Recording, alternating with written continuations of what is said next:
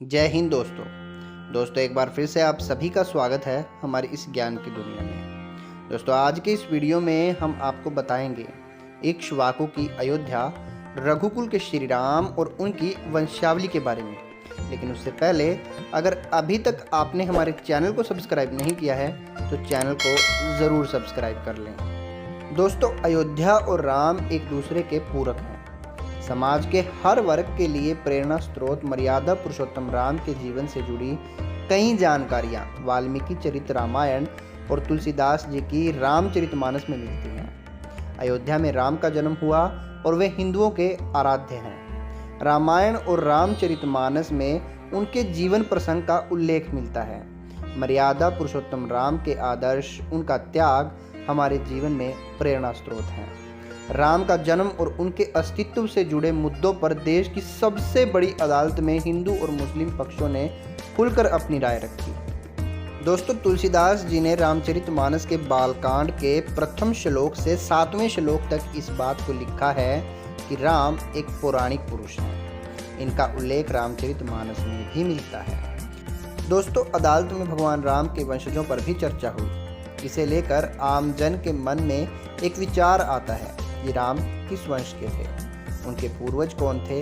इसके बारे में हम आपको रामायण और मानस के वर्णन जानकारियों के आधार पर यहाँ राम की वंशावली के बारे में कुछ बताएंगे। राम इक्ष्वाकु वंश के थे और इस वंश के गुरु वशिष्ठ जी थे, जिन्होंने इस प्रकार श्री राम की वंशावली का वर्णन किया है। दोस्तों ब्रह्मा जी से मारीचि का जन्म हुआ।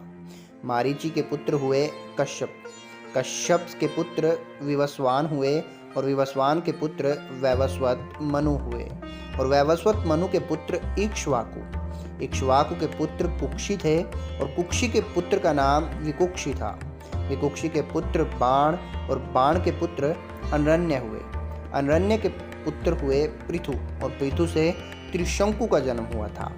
त्रिशंकु के पुत्र धुंधुमार और धुंधुमार के पुत्र युवसनाव हुए। युवसनाव के पुत्र मांधाता हुए और मांधाता से सुसंधि का जन्म हुआ। दोस्तों सुसंधि के दो पुत्र थे, ध्रुवसंधि एवं प्रसेनजित। ध्रुवसंधि के पुत्र भरत हुए और भरत के पुत्र असित हुए और असित के पुत्र सगर हुए।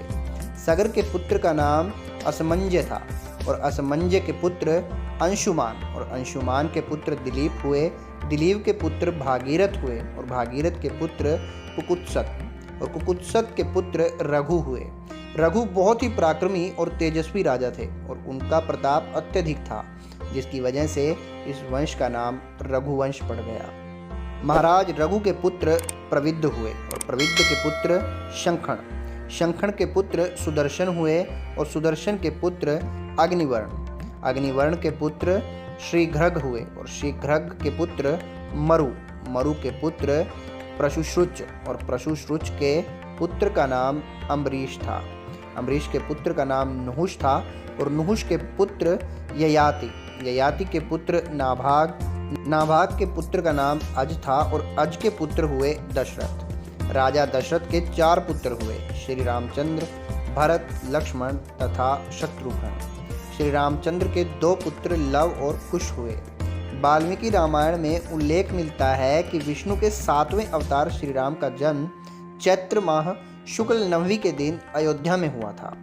राजा दिलीप के पुत्र भागीरथ ने अपनी तपोबल से गंगा को पृथ्वी पर लाए थे। इक्ष्वाकु ने अपनी राजधानी अयोध्या को बनाया और इस तरह से इक्ष्वाकु वंश यानी रघुकुल की स्थापना हुई।